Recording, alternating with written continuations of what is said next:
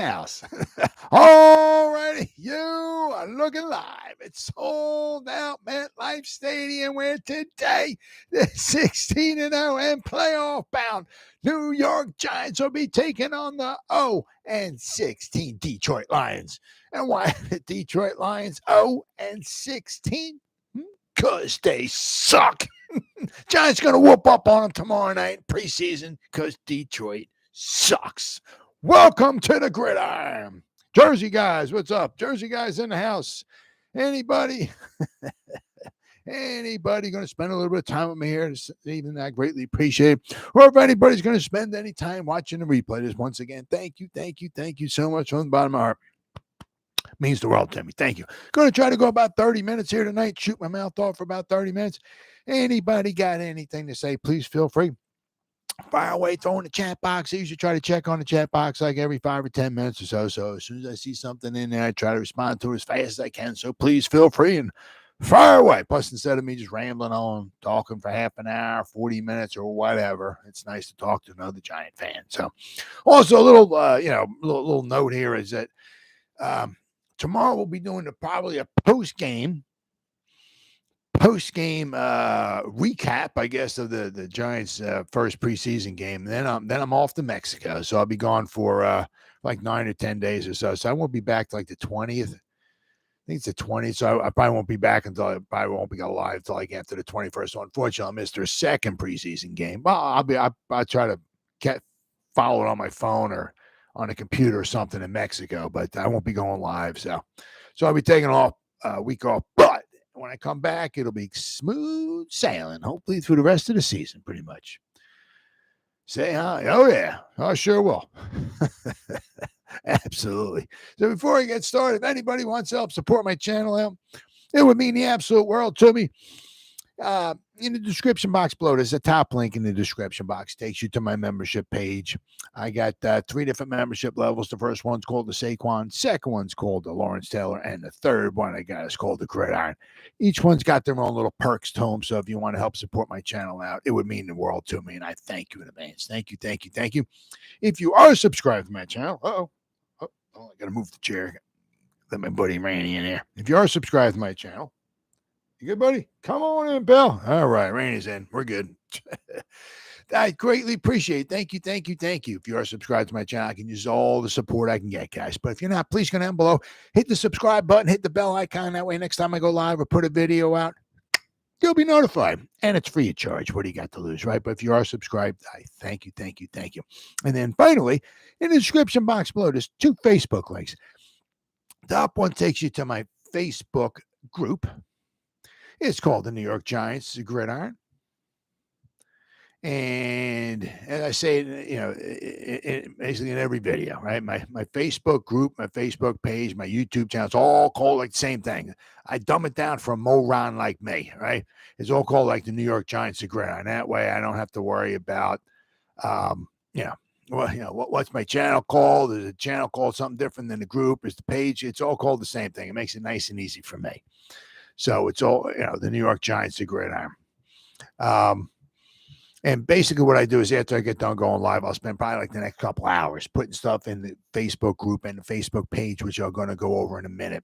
But I try to get at least 10 things in each day. But now the season started, it's really easy. I mean, there's a ton of stuff out there all the time. Whether it's a video, a post, a picture, a stat, just something showing, sharing an article, something making fun of the Eagles or the Cowboys, which are my personal favorites, right? I try to get at least 10 things in there every day. It's pretty much 7 days a week, 365. If I got internet access, pretty much I got stuff going into the group and into the page, right? But if you become a member, not only do I post stuff in there, members post stuff in here as well too. Like there's another something I gotta approve this here from somebody from Jaden Howland. There's an article he's sharing. This is 2023 NFL record predictions. Looking for the NFL record predictions and the best fans bet before the season starts. As an article, so I approve it. Then boom, that goes in there. So I have to make it where I have to approve it, because if not, people start putting all kinds of BS garbage in here. They're trying to. I don't sell anything in the group, So I make it where anybody wants to post anything, it has to go through an approval from me, and then I look at it. And if it's, as long as you're probably for the most part not trying to sell something, then I pretty much stick it in there. And then the other second Facebook link takes you to my Facebook page. It's called the New York Giants of Gridiron. It's the page. I'm the administrator in there, so I'm the only one who posts anything in there. But it's the same thing, I after I get done going live, I'll spend a couple hours here, like between the group and the page, just posting stuff in there. As I said, once again, whether it's an article, I'm sharing an article. It's a picture or just a post, something showing some stats on a ball player. It's a video, and once again, something making fun of the Eagles or the Cowboys, which are my personal favorites. Right? There's a ton of stuff going in there every day, 7 days a week. As I said, if I got internet access, even though I'm going to Mexico next week, I'll be putting stuff in next week. That's for sure, absolutely for sure. And like I say, all the time, if you go to the my Facebook page and you like it and you follow it, you go to the group and you become a member, 7 days a week, pretty much 365, you get a ton of Giants information every day. I don't commingle the stuff. So whatever I put in the page, I don't put in the group. Whatever I put in the group, I don't put in the page. I just try to keep the stuff separate, right? But I said, I got my money back guarantee. So some people aren't totally 100% satisfied. So if you go to the page and you like it and you follow it and you go to the group and you become a member, if you're not 100% satisfied, you get your money back guaranteed. All right, all that stuff said and done, out of the way with. Oh, Terrence, hey. Terrence in the house. All right. Well, we got 7 o'clock tomorrow. So looks like there's going to be like a bunch of, I guess, probably pretty much, I kind of wonder if there's going to be any starters at all, period. Except for maybe the punter, maybe Graham Gano, But I mean, I don't know if any starter is going to be for the Lions or the Giants. So it'll be interesting to see. But it'll settle some interesting questions, because there's a lot of guys on the roster bubble, which leads me right into my first article here, which I wound up saying. And there's a few guys here. Few other guys who are also, it says 7 guys on the roster bubble heading into the first preseason game. So I mean, it's, you want all these guys to get a fair shake, what I mean? And it's like, they don't make the team, they don't make the 53 or the practice squad or whatever, at least you want them to at least have a have a chance, and that's the one nice thing about something like this. When you don't have the starters in there, heck, the first half you can put the second string in there or whatever. The second half you can put the third stringers and the fourth stringers in there. Maybe the third quarter you got the third stringers in there. The fourth quarter you got the fourth stringers in. So it's good like that. So everybody's got a fair shake at everything. Now, of course, the top one to have on here is Carter Coughlin. This is his final season, right, with the Giants. Once again, he came with the store. Shane and Dable didn't draft him, right? He has no affiliation with them. So, be interesting to see. He has some special teams to him. He could play linebacker. He actually played, I believe, the first year. I think it was the edge, right? But we'll have to wait and see. They said the Giants are lacking depth at the inside middle linebacker, and that will give Carter Coughlin an opportunity to stick, but he still finds himself on the outside looking in. That's especially true when considering the Giants are poking around the free agent market. Yes, they are. I mean, they were talking with possibly Anthony Barr. So, but that apparently that's not coming in. He's not coming in. But you got second year Micah McFadden and Darian Beavers, who were drafted by Shane and Dable. Right. So, so you got, they brought in a Carriquet for a reason. The man's going to be on the field probably 90-95% of the snaps. And you got Micah McFadden and Darian Beavers. If Beavers wins the starting job, I'm sure he'll get, that's the thing is with the inside linebacker, you don't even know how many snaps they're going to say there's what? Say, just throw out there 60 defensive snaps. Okay.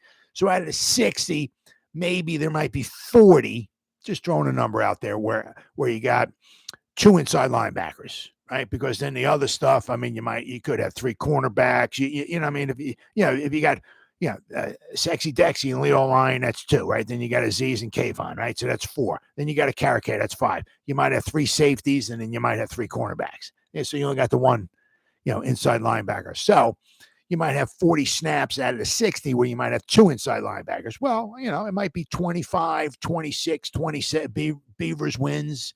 You might have 27 in the snaps, but McFadden might get 13 of them,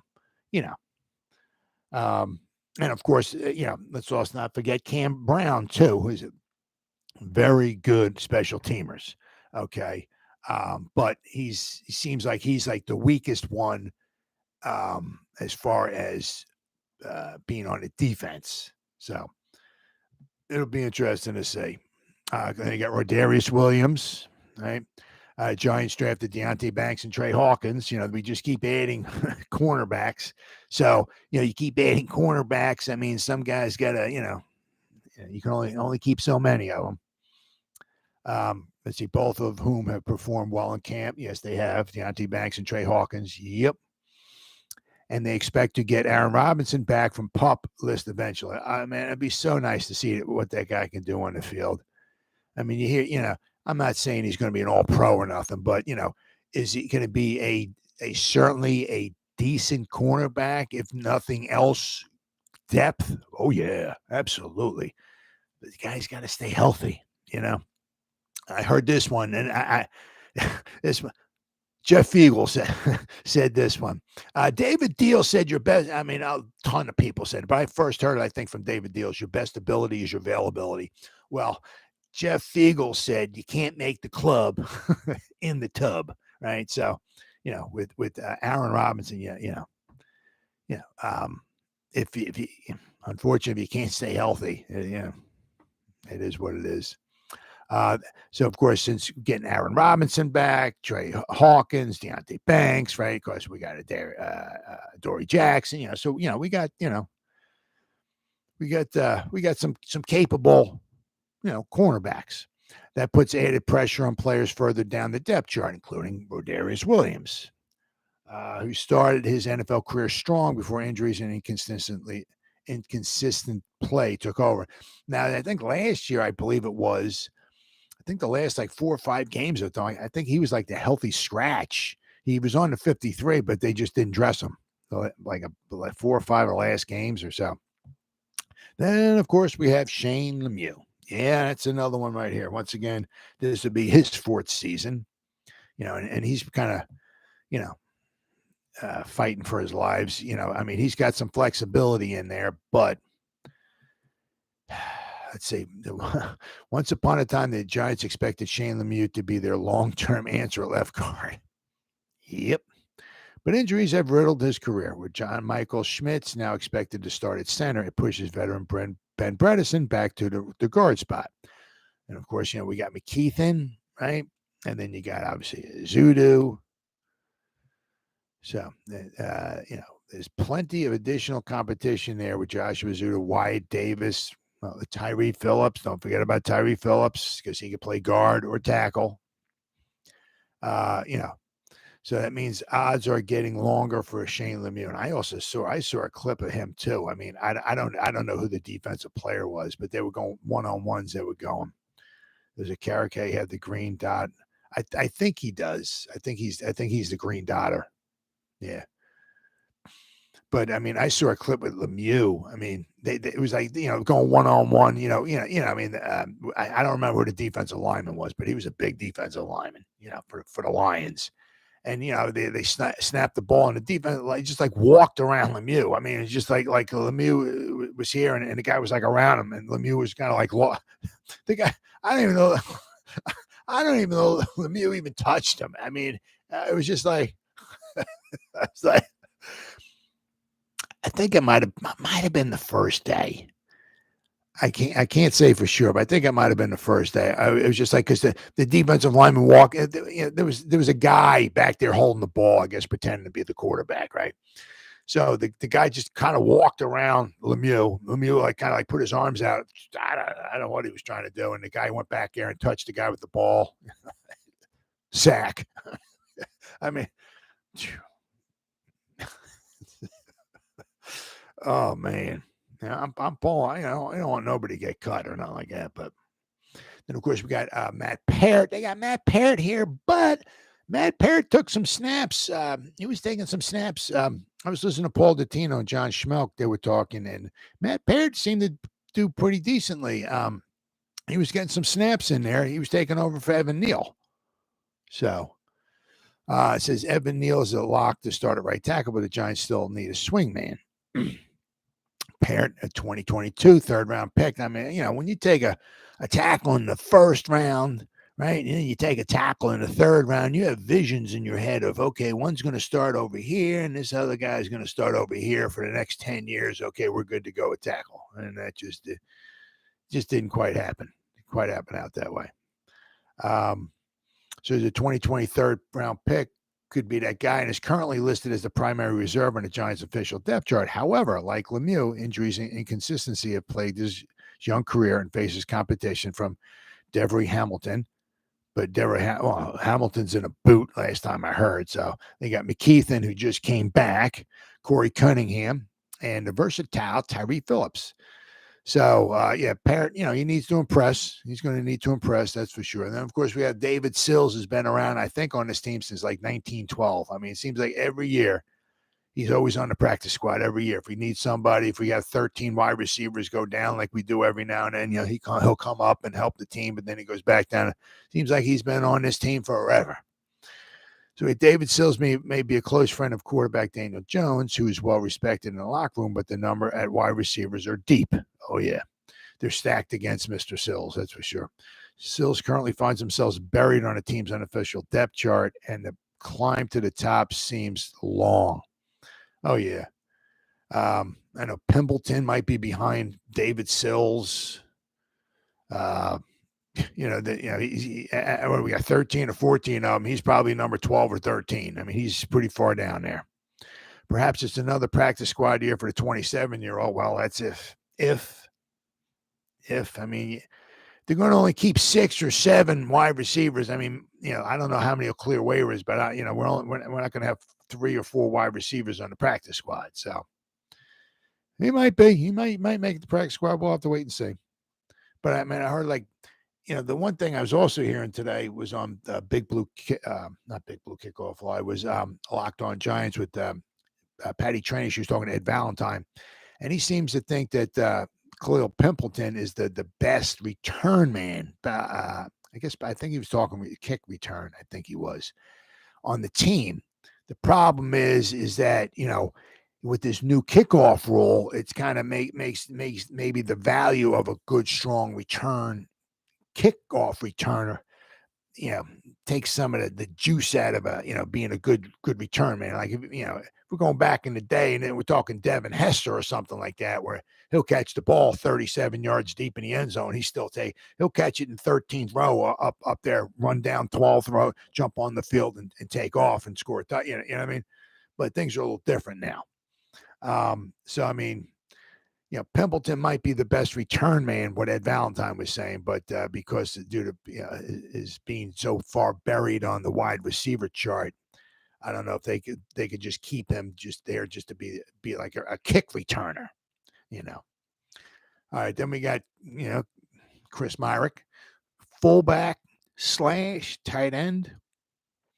Myrick's been around for a couple of years as well too. Myrick is an interesting name because he plays both tight end and fullback, but he currently finds himself all the way at the bottom of the Giants' unofficial depth chart. With Waller, Bellinger locks to make the roster, Myrick faces an uphill battle to stick. Now, the thing is, the Giants going to keep 3 on the 53, or they're going to try to keep 4. They were talking about this on Big Blue Kickoff Live today, right? Is that they had a debate. Paul Dottino and John Schmelk were having a debate. Now, Paul, with all the touchbacks we were heading toward, oh yeah. You know what I mean? Oh yeah, absolutely. But what Paul Dottino was saying is that possibly with the tight ends, what you got, you're going to have Waller and you got Cager. So you can take those two and put them on the pass receiving side. What Paul Dottino was saying makes some sense. is that on the blocking, receiving, pass blocking side of the tight ends, you got Bellinger. So if they want to have 2 and 2, so because if you want to have that extra tight end in there, maybe maybe as a pass threat, but also as a blocker, John Schmelk was like, well, what happens if Bellinger gets injured, right, during the game, right? Do you want to have Sweeney?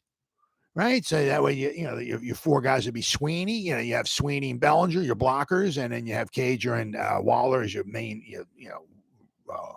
receiving tight ends. But then Paul Dottino brought up, well, you can maybe only have 3, and have Bellinger as your blocker, and then use one of your offensive linemen as a blocker. Just that maybe he may not be able to. Parrott was I believe he said Parrott was a basketball player too, as well, I think. Yeah, he might be. Yeah. But, I think so. They were talking about Paul Dottino was saying, maybe if you want to have, have that extra blocking tight end, you take, instead of keeping an extra tight end on the roster, that's where you keep you take one of your offensive linemen and bring them in. It wouldn't be much of obviously a threat in the receiving game, but you could use them as a blocker. So it'd be interesting to see if the Giants try to keep, 3 or 4, right? And if not, obviously, can Sweeney make it maybe through waivers, and maybe they can put him on the get him on the practice squad. Be interested to say, but same thing with Myrick. I think okay, he's got a fullback, okay, but how many plays during the game? Say we have 60 plays. How many plays during the game are they going to feature a fullback? 3, whatever. But it just goes kind of back to what Paul Dottino was saying, right? If you instead of having a fullback, well, bring Parrott in. Well, fullback does what usually? Block, right? Well, bring one of the offensive line, one of the extra offensive linemen in there, right? Put them in the backfield. They know how to block, right? So instead of having Myrick, you rob Peter to pay Paul. You save an extra roster spot by maybe only having 3 tight ends, but then maybe you can have an extra offensive lineman, or maybe who knows, maybe you can keep another wide receiver on the roster. Oh yeah, it's. I don't know. The way it's going, it's like fullbacks, running backs. Yeah, we don't need them anymore. We're just in the shotgun, 17 wide. We just swinging it all over the field, baby. Yeah. Who runs the ball anymore? We want to do that for you. Yeah, no, it's a shame. It's a shame. But things might start coming, you never know. Full circle, right? Because as I said, sometimes, if something you put maybe smaller guys in there, faster guys, quicker guys on defense, right?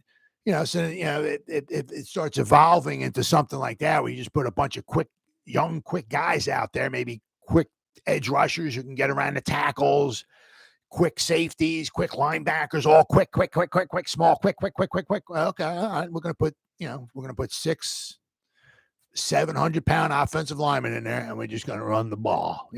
So it might come full circle. We're because everybody's protecting against the pass. Well, that might make you a little weak trying to defend the run, right? So it might. You never know. But fullback was once the primary. Oh yeah. Like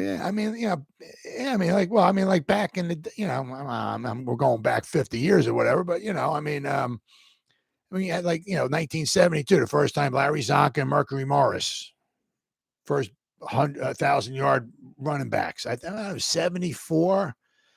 I think Franco Harris and Rocky Blyer did it, But Larry Zonka, he's like a fullback. He had 1,000 yards. He would go up the middle. Mercury Morris would go wide. Each guy had 1,000 yards.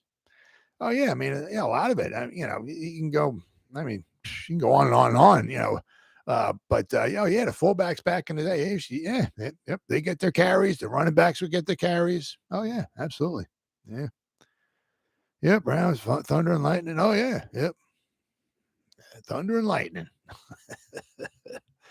All right, then of course, now this one here. Now we got Gary Bright. Then we got what do I got? One. Oh, I got one more. I almost left out Gary Brightwell here.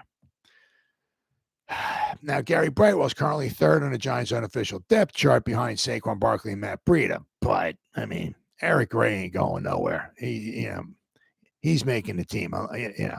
So, but rookie Eric Gray is a lock to make the roster. That creates a number game for Brightwell, who provides additional value on special teams. Yes, it does. But will Gray also assuming key special teams roles? It puts Brightwell in a precarious position. A recent ankle injury will keep him out for a while. Only compounds the issues for Brightwell. So, so he's got some stuff to, and the same thing with Deshaun Corbin. But I believe Dable brought Corbin in. They didn't. They have no association with Brightwell, right? They brought in Barkley. Obviously, they want Barkley here, right? But they brought in Breida, right? You got Gray in here, right? They brought Corbin in. So it'd be interesting to see. But I mean, it's just not these guys. There's a ton of guys. But some of these guys, I mean, it's just like Baldonado and stuff like that. Those guys haven't even played a season yet. I mean, all these guys have at least been on the team before, being as far as like on the roster bubble. Then, of course, we got here the team valuations ranking for 2023. So, of course, the Cowboys, America's team, you gotta give them the nod. It's simply amazing how people can live in like Uganda, and be a Cowboy fan and stuff. I don't even know where Dallas is at, what I mean, and they're a Cowboy fan. You for the most part, a lot of if you're a Giant fan, I'm going to say out of every 100, whatever, I'm going to just throw a number out there. Because my son, sadly, is a Cowboy fan. He was born here in South Jersey. So I'm going to say with the Giant fan, like every 100 Giant fans, I'm just throwing a number out there. 75, somewhere around there. Maybe probably born in New York, New Jersey area, kind of Connecticut, kind of, you know what I mean? Close. So the reason why we're Giant fans is because this is where we're born. I was born in Long Island. Well, I was born in Queens, moved out to Long Island. So that's why I'm from New York. That's why I like the Giants. I like the Jets too, but the Giants are my favorite by far. But when you go to Cowboys fans, out of every 100, what, two out of every 100 fans might actually have been born from Dallas, in Texas. I mean, they're all over the place. It's amazing. Same thing like with Patriot fans. It's amazing how many Patriot fans are all, once they start winning Super Bowl, woo, I'm a Patriot, woo. Oh, who's the best team in football? Patriot. Oh yeah, I'm a Patriot fan. Woo. It's an absolute freaking joke. Absolute joke. So the Cowboy fans are. But kind of reminds me like in like soccer. I don't know if anybody follows soccer or like that, but you have like Barcelona, Real Madrid, PSG, teams that every year they win their every year. And you got these people, don't even know where Barcelona's at or PSG's at or Bayern Munich, and every year they win, every year. And it's like, I like soccer. Yeah, well, who's your favorite team? Oh, well, I don't know. Who's good? Oh, Real Madrid's good. Oh, yeah, I'm a Real Madrid fan. Woo, yeah, woo, God, the absolute freaking joke. Absolute joke.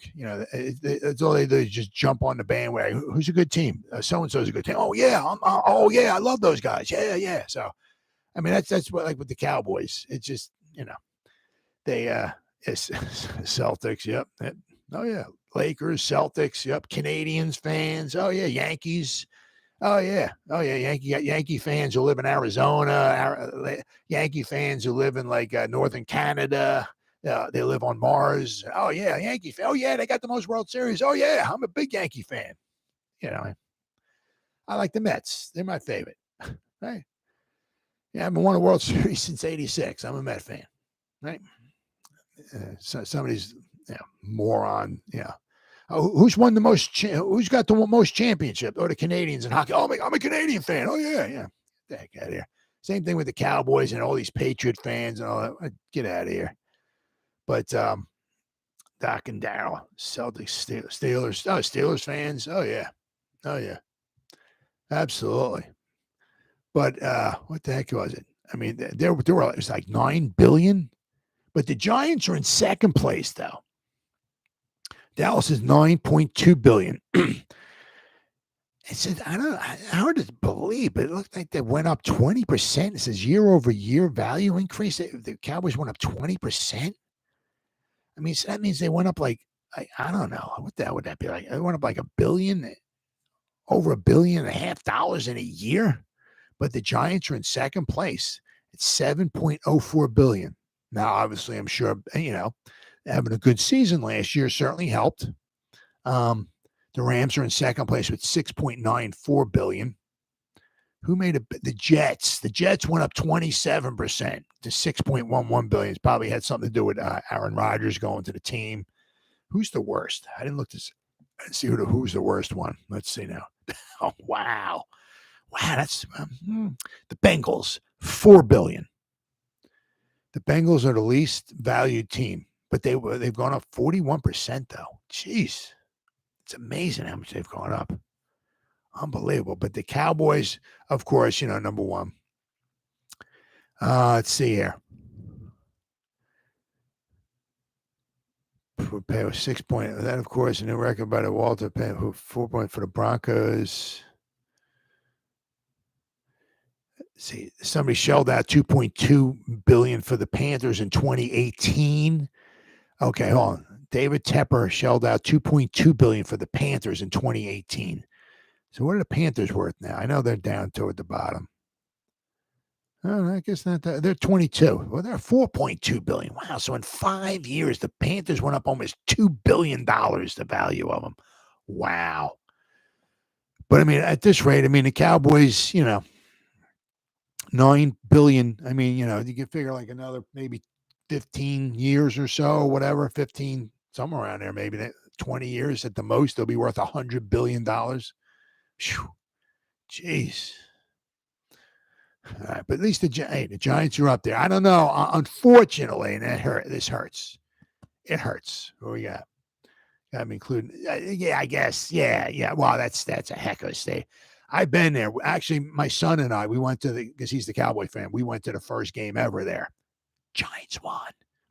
Eli wrote on the wall, 32-31, I think it was. We kicked the game. It must have been Tynes kicked the game-winning field goal as time ran out. Great game.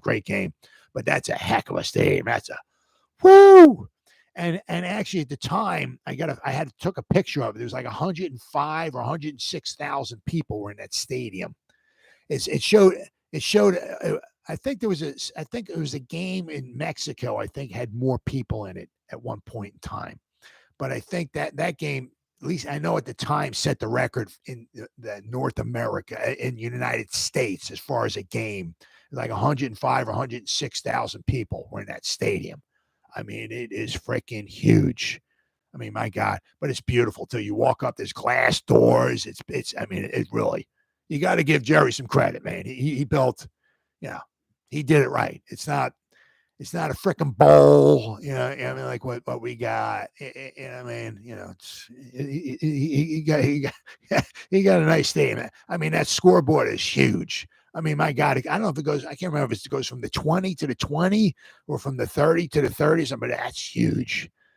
I mean, with the stadium and all, yeah, absolutely. Yeah, but I think that was over $2 billion. I think it was, but he did good. He did good. The only thing I like, once again, I hate dome stadiums. I like football is supposed to be played outdoors.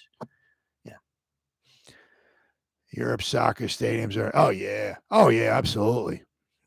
Oh yeah, I mean, but they're crazy over there. I mean, man, you got some of those places is that you got who the heck was it?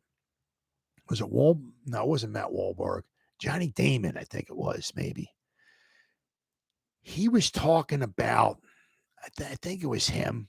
He was talking about one time, he went and visited some relatives or his wife's. No, Matt Damon. What am I talking? Matt Damon, Johnny Damon, the baseball player. Yeah, Matt Damon. I saw something on him. It was a real something real fast. I can't remember. He was visiting, I think, his wife's.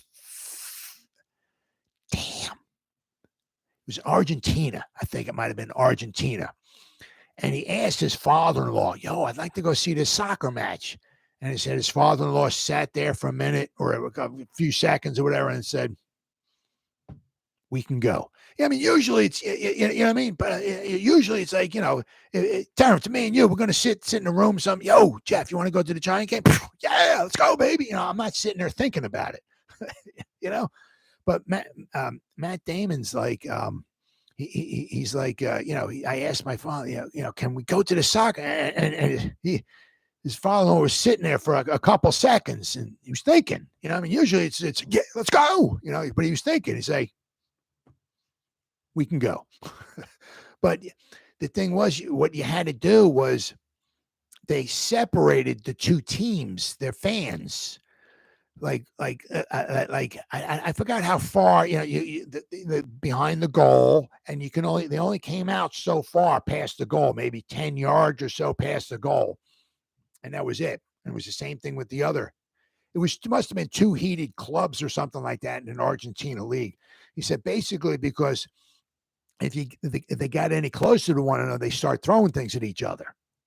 Like beer bottles and stuff like that. So they got to keep them separated. And have you ever seen, like, I'm sure if you've ever watched maybe ESPN or something like that, you'll see these brawls and they get carried away. I mean, some of the same get lit on fire and stuff. I mean, just crazy stuff with those soccer matches. I mean, that's literally like life and death. I mean, you go there and you're on the wrong side, man. You're taking your own life in your hands. I mean, whew.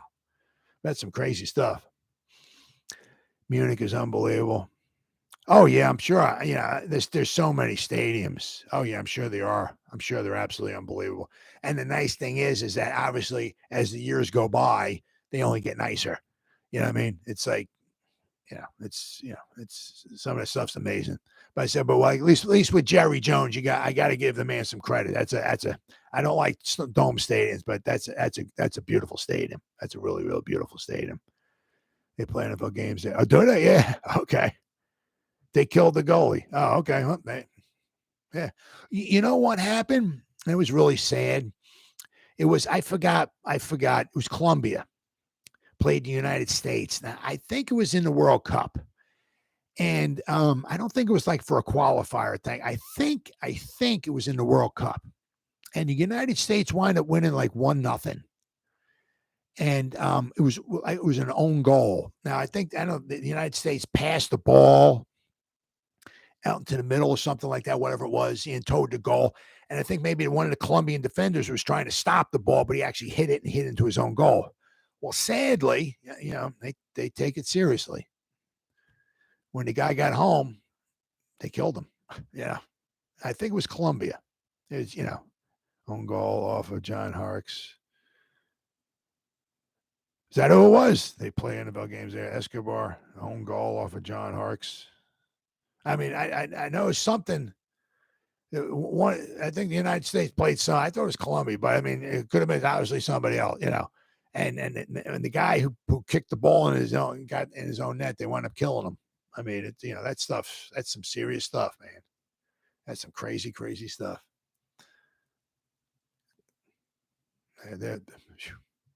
It's a shame. It's a shame. But then I saw this other thing here. We got. Well, it's a great article. It's from, what is it? Big Blue View, SB Nation. It said, how common is it for rookie NFL cornerbacks to play well? And obviously the answer is not real well. But the thing I got my thumbnail there, it says, what does it say? What's it say? I'll go back to the betting is not high enough. I'm going to go to that about how important is it to have both good a good pass rush and a good coverage. Well, in this one article here, it shows, I said, aside from the buzz about Darren Waller and now Jalen Hyatt in training game, there's probably no topic of greater interest among the Giants than their two cornerbacks, Deontay Banks and Trey Hawkins. Banks would draw attention, is no surprise, being a first-round pick. Hawkins, on the other hand, was an afterthought, a sixth-round pick. Many of us had to look up when his name was Trey Hawkins III, who's from Old Dominion. Who's that? Yeah. When his name was announced, but who has surpassed with excellent play thus far. So the development of Banks and Hawkins matters a lot for the Giants' playoff hopes in 2023. At the moment, the Giants have exactly one cornerback who is not a question mark, Adoree Jackson. Aaron Robinson should have established himself by now, but he has been injured for much of his career. Yep. Cordell Flott and Rodarius Williams made some nice plays as rookies, but did not play enough to know what their ceilings are. After 3 seasons, Darnay Holmes is not the answer. Well, that's what they say here. So we'll have to wait and say he can't say he's fighting for his life. He might be fighting maybe for the starting spot. I don't see them obviously getting rid of him, but you never know. With his salary, that could make things a little difficult for him. But anyway, it says that's a problem for the Giants' 2023 ambitions. Here is Pro Football Focus team pass rush versus pass grade coverages for 2022. And I'll tell you what, boy, the Giants, are the worst. I mean, but they go right here. Who wrote this? Who is this here? Anthony Del Genio. I think I did one of his articles before. There's some good stuff here. Let me tell you.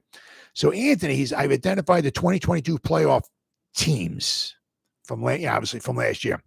There is a weak positive correlation between pass rush and pass coverage proficiency. This is not surprising because good coverage obviously allows for a better pass rush. And obviously a good quick pass rush also helps on the coverage end too. One hand, helps the other. Like, if you can't get good get through right away on the pass rush, if you got good coverage back there, sooner or later you get that coverage sack, right? So, but the clear message from there's a chart here. But the clear message from this chart, though, is that if you want to be in the playoffs, it behooves, I like that word, you to be good at both pass rush and pass coverage.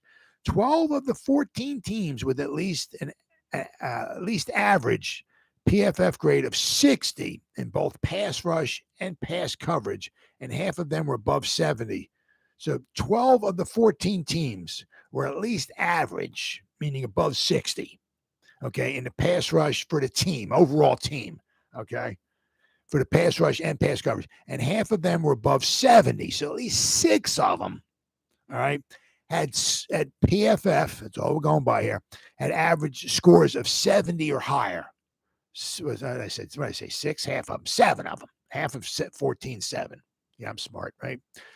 So at least 7 out of the 14 had the pass coverage and pass rush grades were 70 or above. Only, you can kind of figure out where we're going there. Only 2 of the teams. Which one? You want to guess who those 2 teams are? But the Dolphins are one. Who's the other team? Wonder who that might be. The Dolphins and, yeah, how'd you guess? The Giants, who had the next to worst overall pass coverage in the NFL. I mean, you got the Eagles. I mean, I got, what do I got at here? Where are we at? There we go. I mean, the Eagles are just, oh my God. I just want to vomit as I look at their stats here. The Eagles, let's see, their coverage grade was an 89. Their pass rush grade was a 90. They were the best. They had the best at all 14 playoff teams. But I mean, the Giants, their pass rush was a 68.8, but their coverage, the pass coverage, was it a 53? Was it? Woo, 53.3. The Giants were the third to worst. The Lions were the worst, which is hard to believe because they had such a good record toward the end of the season, right?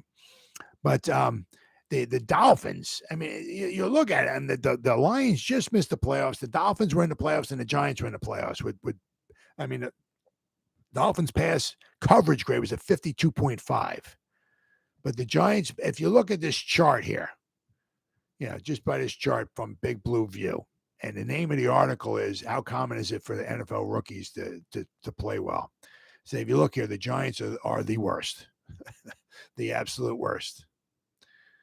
It says here, so that's a problem for the Giants' 2023 ambitions. Coming up. Because the Giants, going to be playing some good teams, obviously coming up. I mean, obviously that's one of the things. The Giants had a weaker schedule last year, so that made where they could maybe wind up getting away with maybe some worse coverage or whatever. But where are we at here? Said, considering that the Giants' offense was not exactly unstoppable in 2022, it's amazing that the Giants made the playoffs with poor pass coverage and only an average pass rush. They were right in the middle of the pack with their pass rush. Yeah. PFF grades only evaluate individual player performance, though. So the fact that the Giants managed to be 17th in the NFL in points allowed is a testament to how the Wink Martindale defense confuses the opponents and keeps them out of the red zone, which was huge. So it's a really good article. It's a long one too. I probably spent the next 7 hours trying to read all of this and everything. But it goes to show you, right, that if you want to be, have a good shot at making the playoffs, this article is 12 out of 14 teams were very, very good at pass coverage and pass rush, and that's one thing. Like with Dallas. Got a good pass rush, a decent pass coverage. The Eagles were ridiculous. Absolutely. They had almost a 90 in both the coverage and the rush. Just ridiculous.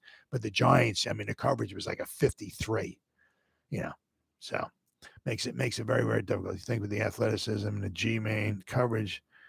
So we're taking zone coverage for good and nickel-based defense as well. I think that, right, Columbia, do you think that the athleticism – well, I mean, I think, what really would have been interesting to see, because like with Patrick Graham, because you had the Patrick Graham and then you had the Wink Martindale. The Wink Martindale is like an amoeba. Like you got a guy who's a safety and then he walks up into the box and now he's an inside line, or you got a cornerback over here and he comes in, he winds up right. You don't know what's going on. It seemed like a lot like the Patrick Graham, it was kind of like maybe like drop back in coverage, let the guy, complete the pass. You run up, make the tackle. He gets 7-8 yards, whatever. And you kind of hope they dink and dunk their way down the field. And somewhere along the line, they'll get a penalty on them, bringing them back 10 yards, or we get maybe a sack, or there'll be a bad pass, or they'll try to run the ball and only get 2 yards or something like that.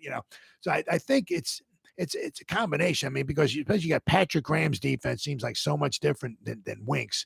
I think that with Wink, just confusing maybe the heck out of him, because, we didn't have, I mean, you look at what we had as far as cornerbacks and all, we didn't have super stellar play last year. I mean, because you also look at it too. Adoree Jackson lost time when he wound up returning the punt. He hurt himself. Then we had our top dog, McKinney. I forgot what like 5 games he missed when he had the accident. So we didn't have like super duper stellar coverage. And then of course, not to mention we had Azeez. He got injured with our so our pass rush was definitely lacking as well too. But I think also I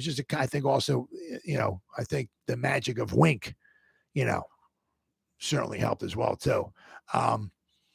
But, you can also certainly see where some of these guys, that were drafted, like Beavers, seems like he's a good athlete. And of course, now you got a Carrick, right? I mean, Hawkins, 6'3", right? Banks, 6'2", right? So, I mean, I think some of that has to do with also the athleticism as well, too. I think you're right. Yeah.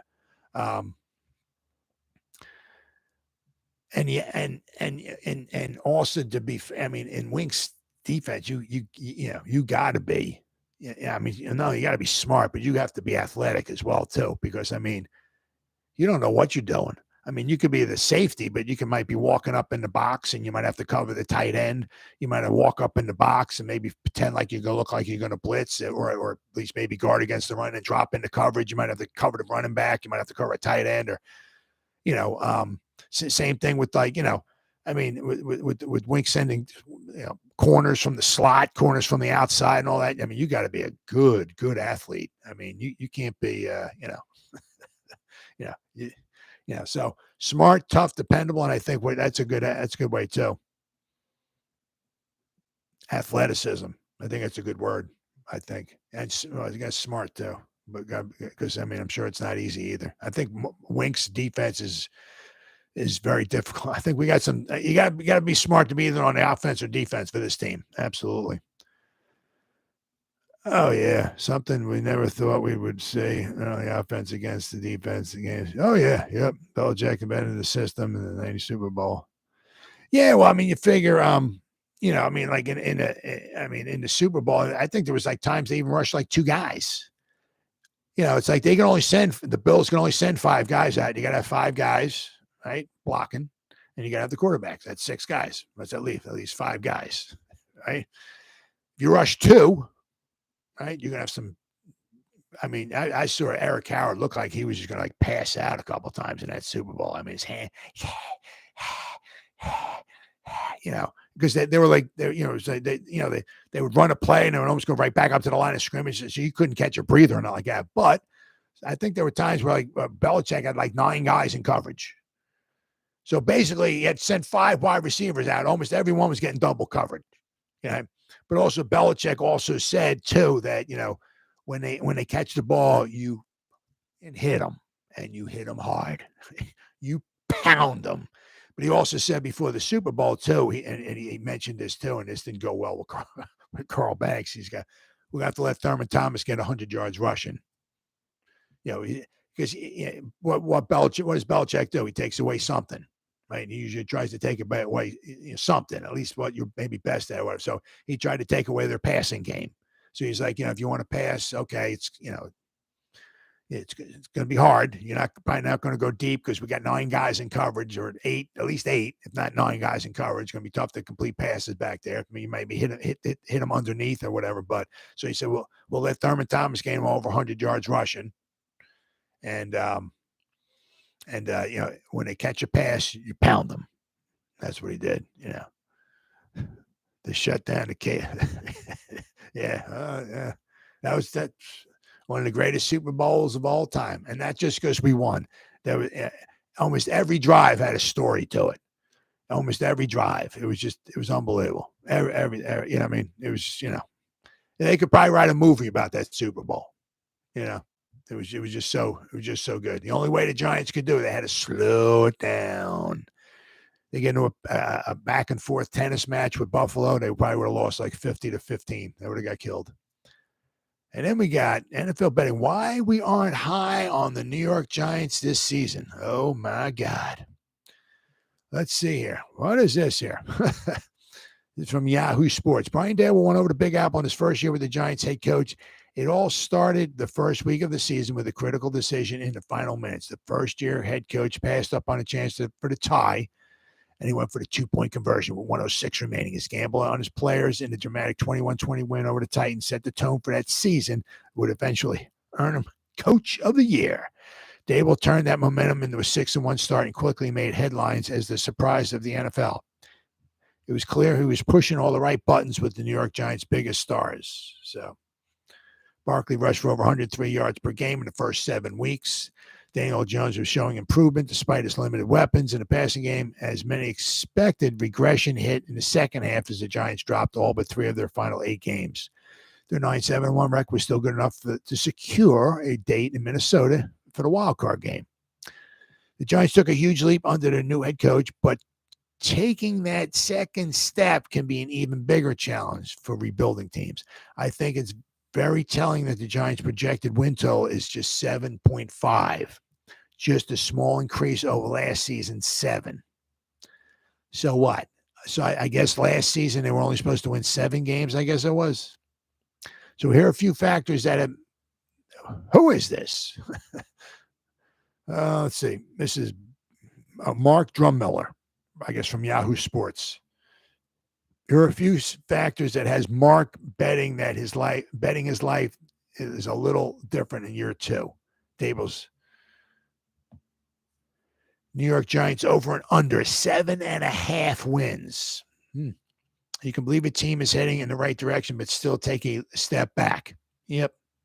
That's where I am at with New York. The addition of Darren Waller gives the Giants a proven pass catcher at tight end, and rookie Jalin Hyatt has the game-breaking speed to possibly develop into a future number 1 receiver. However, the high upside flashes will be mixed in with typical bouts of inconsistency that rookies deal with in their first season. The Giants modestly improved their offensive roster, but it still lacks their playmakers on the outside. All right. They don't have a number 1 wide receiver, but all right. Jones passing, catching tight ends, wide receivers, tight ends, enter the season projected as the 3rd lowest rated group in the NFL. Wow. Jeez. Wow. No love there. Overall, it's an offense that will go as far as Barkley can carry it. Here's why that might not be as far as you might expect. Jeez. Man, no love here at all for the Giants. Once the Giants jumped all over the NFC with the start of 6-1, teams adjusted to force Jones to beat them with someone else besides Barkley. Yep. But now we have Waller, and Hyatt, and Paris Campbell, and Sterling Shepard's coming back. Wandale Robinson's coming back. But anyway, the former number 2 overall pick was bottled up for only 58 yards per game over the final 10 weeks. Yeah, resulting in a 3-6-1 record. If the offense doesn't improve, it can't depend on the other side of the ball to bail it out. The Giants defense ranked 28th in EPA per play and allowed 5.7 yards per play, which was tied for 24th. I have little doubt Dable will make the most out of what he has to work with, but I think the roster limitations on both sides of the ball will be more noticeable in the second season. Oh, okay. All right. Now, it does talk about, obviously, the Giants, starting off the season on a little rough stretch here. And, of course, then they end the season on a rough stretch. 2 out of the final 3 games are against the Eagles. Says it makes sense that teams who start the season 3-0 end up in the playoffs roughly 75% of the time. Winning builds confidence, and that can have a dramatic impact on a young team. While the Giants enjoyed a fast start last season, the tables have turned on them in 2023 outside of week 2 to the Cardinals. But once again, if you just walk in Arizona, all right, we're here to win, you're going to lose then. So you go there and you take care of business. It's the Cardinals aren't very good, so we're just going to win now. You go in there with that attitude, you're coming out with a loss. The Giants are projected underdogs in 5 of their first 6 games, which include, obviously, the Cowboys, the Cardinals, the 49ers, the Seahawks, the Dolphins, and Buffalo. That's a good test right there. Let me tell you what. It's an absolutely brutal start to start the season for a team that showed stark splits last year against the league's better teams. Dable's Giants were only 2-7 against teams that qualified a postseason, while compiling a 7-0-1 against non-playoff teams. If the Giants start the season 2-4 or worse, it will be compelling to see how Dable and his star players handle the pressure. Oh, yeah. Let's see here. When I look at the landscape of the division, the Giants roster is more of a work in progress than the Cowboys and the Eagles. That talent gap was pretty noticeable in the Eagles' 38-7 playoff win in the divisional round. And I don't think New York did enough in the offseason to get to that next level. No, I don't think so either. But I think the gap got closer. I don't think the Eagles got better. The Eagles maybe if the Eagles ended here, they're maybe there. The Giants got better. The Eagles didn't get better. I don't know if the Cowboys got better either. I think the Giants, closed the gap, not all the way, but I think they closed the gap somewhat. The Giants still have multiple position groups that rank outside the top 25 in the league. They said the wide receiver group, the outside linebackers, the linebackers, and the defensive backs rank outside the top 25 in the league. Wow. Dable did a masterful job in his first year, but repeating it will be an even greater task for a team that finished this season with only 4 of its last 11 games. Yeah. I see this more likely as it takes a step back than another step forward. I have the Giants closer to 6 or 7 win team than making the under a valuable bet at 105 odds. So a lot of people seem to think that, a lot of people seem to think that The Giants can actually be a better team and actually take a step forward this year as their record takes a step back. 8-9, maybe 9-8. That would be a step backwards too. You know what I mean? So the Giants, Giants are a better team this year. Now, whether they perform like it, a bad bounce here, a bad call there, right? This, that, the other thing, the Giants lose a game or two. Maybe they shouldn't have, or whatever, But I definitely think the Giants, without question, are a better team this year. But once again, the record's a lot, And also, you got to look at, how's the injury situation going to hold up, right? Giants could be fortunate. Giants could stay somewhat healthy, and then they wind up playing the Eagles at the end of the year. The Eagles, that's the one thing with, playing the Eagles at the end of the year. Eagles could be decimated by injuries. They could be on their third string quarterback, right? Brown could be out. Brown could have been out. The wide receiver, DeVonta Smith could be out, right? Lane Johnson. You going to 17th, 18th week of the season when we're playing, an older guy. He might be break. Kelsey at center. He could be hurt. You know what I mean? So, playing the Eagles toward the end. I mean, if you're staying, that's an if. That's a big if. When we're talking Giants and injuries, that's a big if, right? But the Giants can stay somewhat healthy. If the other teams wind up getting injured, advantage Giants. So you never know. But a lot of people seem to think that the Giants can actually take a step backwards with take a step forward and get a better roster, a better team, but actually take a step backwards with their record. So, but guys, it all starts tomorrow night. So I'll be on after the game. I don't know. The game's over. It starts at 7. So, I mean, probably should be over with by 10, unless there's a lot of fights or something. Whatever, but should be over with around 10. So I'll try to be on right after the game is over and we can talk about the game. I'll try to see if I can try to find it. I don't think it's on my TV here. I'd see if I can maybe get it on like the NFL channel or something like that or whatever. I'll have to wait and see and look, but I'll try to catch up and get at least some highlights of it and stuff like that as much as I can. But so I'll see you guys all tomorrow night. So we'll talk about preseason game number one. Guys, once the preseason game, it's before you know, we'll be kicking off against those Cowgirls, right? All right, guys, it's been an hour and 2 minutes. Me shoot my mouth off. So as always, Terrence and Jersey guys, good talking to you. So whoever spent any time watching me, listening to me, thank you. If anybody spends any time watching a replay this, once again, thank you so much from the bottom of my heart. Thank you. As always, you guys stay safe out there. Go Giants! Woo! Oh, yeah.